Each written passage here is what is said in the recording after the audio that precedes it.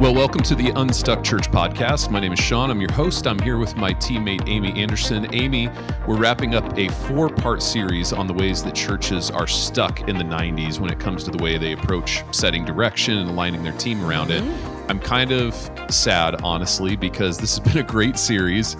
And also, I just love the 90s. So over the last few weeks, we've covered the ideas of mission statements, 10-year visions, and last week we talked about core values. Today, we're going to officially say the 90s called, and they want their 3-ring binders back. Do you remember those, Amy? 3-ring binders? I did a little cleaning out between Christmas and New Year's, and I got rid of a lot of 3-ring binders. Oh, the 3-ring binder. You know the one, that massive 3-ring binder where we kept in the 90s, all of our processes, procedures, ministry plan. It was like the holy grail, right, of church operations. And you know, the funny thing is, we thought having everything documented in that binder meant we were actually organized and aligned as a ministry team, but I'm not so sure that's true. No, the reality is we've come alongside a number of churches that are still operating with that binder mentality. They think that just having those documented strategies means that the team will be aligned and they're accomplishing the right things and they're experiencing the right results. But here's the tension. Even with all of our documentation and planning, ministry teams can still end up working in silos and pulling in different directions.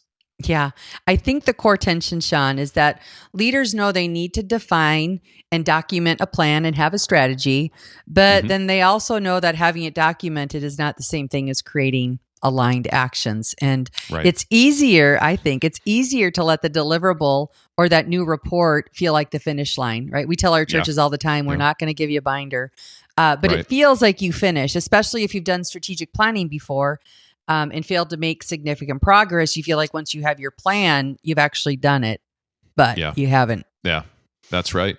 And sometimes churches let themselves think that way because they know that they're ultimately going to keep running that same church playbook as before. And there's an underlying assumption that nothing really significant needs to change within their church. And this isn't just a small church, and I say that in air quotes, small church problem. I mean, we've run into this with large churches, with multi-site churches too. And the tendency is to try to fix our symptoms without solving those real underlying problems. So it's kind of similar to when we're sick. My son recently had pneumonia. But we didn't know it was pneumonia at first. He just had a fever, right? And the fever lingered, it wouldn't go away. And we gave him Tylenol, which would help for a few hours to alleviate that fever and he'd feel better. But then the symptoms came right back. And it wasn't until we got him to the doctor, they diagnosed the real problem. And then we were able to identify what's the right solution to cure the actual illness that's there. Here's a more relevant ministry example. Think about what we often see churches do to address staffing issues. When we have people problems, we sometimes try to cure the issue by just moving people to different seats or changing supervisors, or sometimes we even promote them to try to solve the problem.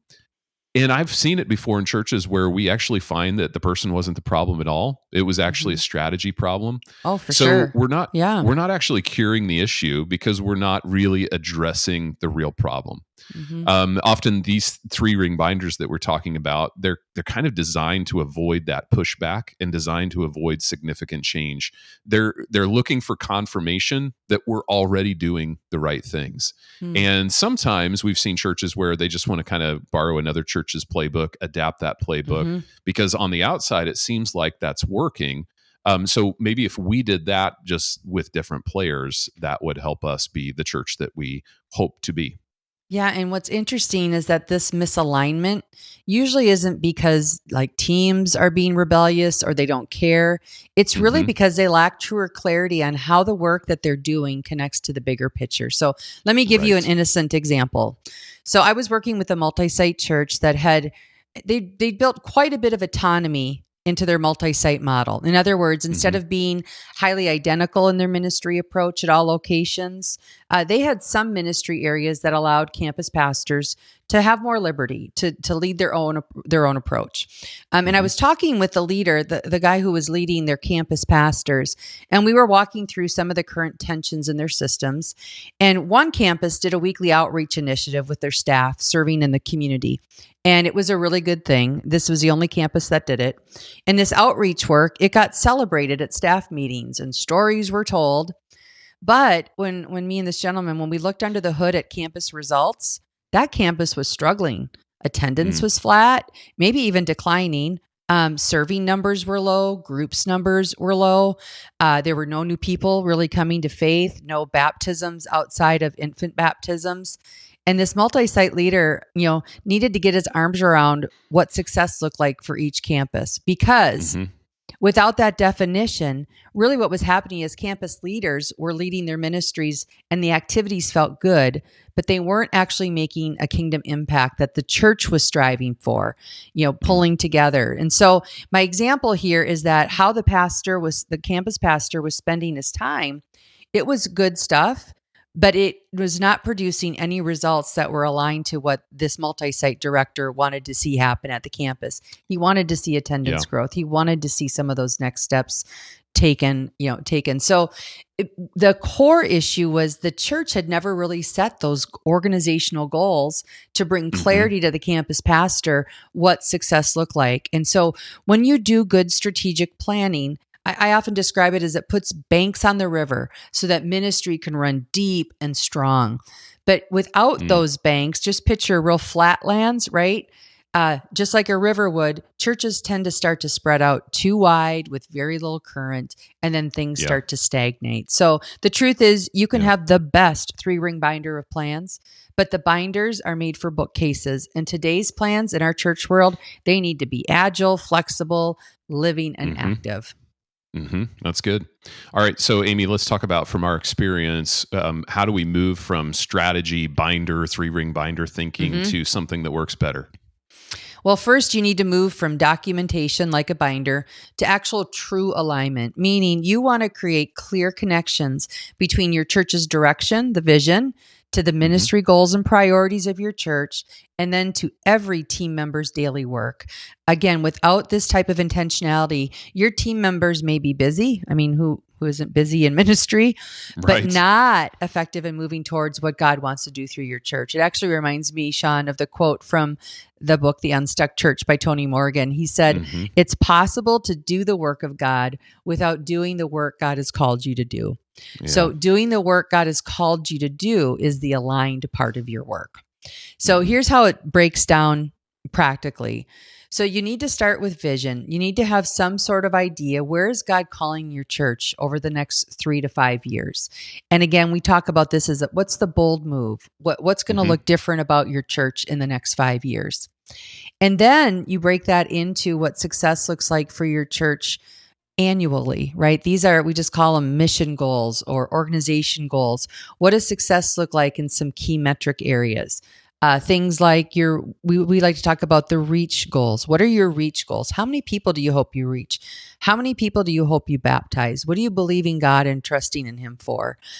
You want to define those. And then also discipleship goals. How many people are going to get connected in community next year? How many people are going to get connected in serving? How many volunteer leaders are we going to engage in our ministry next year? Those are all examples. You also might have some goals related to your vision. But before you start talking about the why, you want to start asking God, what do you want to do through our church next year? The fourth step then is, once we know what the goals are, now we have to ask the how question. All right, so if we're going to baptize, fill in the blank, 500 people next year, what are we going to have to do to help people meet and follow Jesus and make that decision to be baptized? Or if we want to engage 100 new volunteer leaders in our organization next year, what is the work that we have to do to actually get them connected in our ministry leadership? So we should always know that the how we're going to do things should follow the what does God want to do through our church conversation. So it's just your core ministry strategies. You need to make sure you've got the right strategies in place to accomplish those goals. And then, of course, from there, we break it into ministry areas. So just that example again of if we want to get 100 100 more volunteer leaders in place. Well, how many will that be if you're multi-site at each campus? Is it 40 at this campus, 50 at this? That didn't equal 100.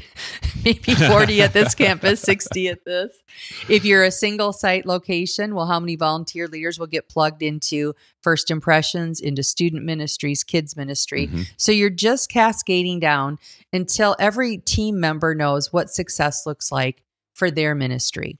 Now, I know I just went through like the planning process in 3 minutes, but I want you to catch a picture of what aligned strategic planning looks like. That's what a process like the Unstuck process does. We continually work through this strategic alignment to make sure that what the church is trying to accomplish, that you have the right strategies in place to do it, that every ministry knows what the success is for their team, and every person knows what success is for them. So that's the difference in a binder versus an aligned work. Yep. Second thing, planning means now that we're clear on the goals and priorities, we actually have to implement the plans. So again, you said the ending point can't be we got our binder, right? Aligned planning is a process. It's living, it's adapting. As our friend Paul Alexander says at Sun Valley Church in the Phoenix area, he says it has to be a consistent strategic obedience, ongoing implementation, and follow through. So the two key priorities for effective planning when we get to now we have to implement. First, it's the system. I just mentioned ours, but you have to have a system for actually implementing the work. Right. Yep. And second, you need the right people, the right leaders to actually implement. And note that I said leaders, not doers. Most churches are overstaffed on doers and light on leaders. So to develop and implement plans, that ratio needs to begin to change. Yeah, that's really good, Amy. Before we move on, though, I want to take just a moment and thank this week's podcast sponsor, Planning Center. Planning Center is an all-in-one software that helps you organize your ministries and care for your church. It has easy-to-use, efficient platforms of products where you can organize event details, create sign-up forms, schedule volunteers automatically, and much more. You can actually get started for free today at planningcenter.com. That's planningcenter.com. So let's give church leaders just some practical next steps here. First, I think start by assessing where you are today. Are your teams truly aligned, or do you just have good documentation? Here are some evidences that you're aligned. Your staff are thriving in their roles. Your team is setting goals and driving for the same ministry outcomes together. And then you're celebrating the great things that are happening through your ministry. Collectively as a team, you're able to celebrate those. Some evidences we see when churches don't have alignment. You keep building new plans before the last plans were accomplished. Amy, have you ever been on a team like that? I have, yeah. You find people are spending just significant amounts of time working on things that are not even part of the plan at the end of the day. And then the outcomes that you hear celebrated, like you mentioned in your story before, aren't connected to the church's overall vision and strategy. And sometimes, Sean, I just hear a lead pastor say, I really don't know what that person does. We don't need lead pastors to get into the weeds about what people are doing, but a pastor should never have questions around what this ministry area is doing or working on. The win should be clear. Right. So that's another evidence I would just tag on there. And having said that, this isn't about control. It's not about micromanagement. It's just about giving your team members clarity and purpose in their roles. People like to know what's expected of them. They want to know what the win is for their role, for their team, for their church. We used to do staffing and structure a little bit differently, Sean. And I would spend 30 minutes with 10 to 12 people just interviewing them about their role and their team. And I would ask them, what's the win look like for your role? How do you know if you're hitting the mark? And 9 out of 10 times they'd say, that's a really good question. And I thought, that's a really bad answer. So when people have clarity, it's just they when they know how they contribute to that bigger picture, they're just more engaged. They're more effective. I kind of did a quick drive-by with the strategic alignment pyramid, but if you're part of the Learning Hub at the Unstuck group, you have access to, we have a course that includes that. We obviously have it documented throughout our website, but go back and reference. And I would encourage you, just work from the foundation up and say, all right, our core beliefs, do we know what we die for? Most churches do, by the way.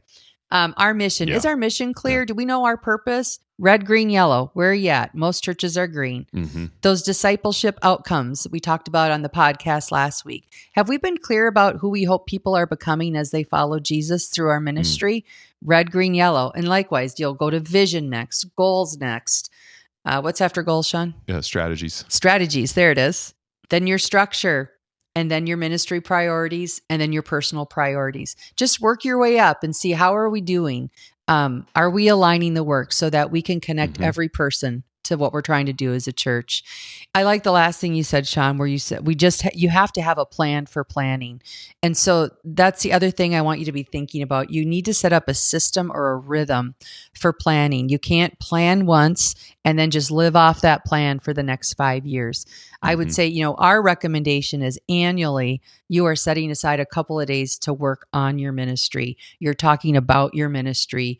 You are not doing other things. You're turning off the phones and you're just getting leaders in a room. And then you nurture and create those plans. But then every quarter you are resetting and making sure you're on track with all of your initiatives. And then you do it again next year, right? So there's an annual rhythm, there's a quarterly rhythm, and there's probably a monthly rhythm for inspecting and checking in on how are we doing, and rinse, lather, and repeat, right? That's what we do. That's that discipline that we mentioned with Paul. Yeah, absolutely. And I would add to that, Amy, you mentioned implementation, planning and implementation. If you're not committed to the implementation, don't do the planning. Right. Don't do the planning. It will create disillusionment in your people. And the next time you have a great idea about developing a plan, everyone will say, look at last time we did that and nothing ever came of it. So that implementation is so important. You have to be committed to following through on your plan. And if you don't, it's not going to create great outcomes for your church. That's right. Amy, as we wrap up today's conversation, any final thoughts from you? Yeah, just one on yours. It's funny that the two major faux pas of planning is not doing what you said you'd do. And the other side of it is we try to do too much. Good planning, again, it's living, it's ongoing. We're always reassessing. But sometimes we forget that church is every Sunday. And so we really have to bite off in increments that we can handle as a team. So be careful not to get too far on either end of that. And then I mentioned it in these monthly things. Gaining and maintaining alignment requires regular check-ins and adjustments. So when you get through some planning, make sure you get it on your calendar. When are we going to inspect? What is our rhythm? How are we doing? But I have to just say, it's worth the effort when you see your entire team pulling together, yoked together to get the work done, and celebrating together some of those evidences that you shared. Absolutely. Yeah. Yep. Well, listeners, we've helped hundreds of churches learn this system and rhythm for setting clear direction for their church, aligning their team around it, and then executing and implementing those plans really well. And we've seen how it starts to snowball and pick up steam as you build these muscles and repeat that process over time. We would, of course, love to equip you to lead an Unstuck church like that. So you can start a conversation with us today at theunstuckgroup.com/start. And next week, we're back with a new episode in a new series. So until then, we hope you have a great week.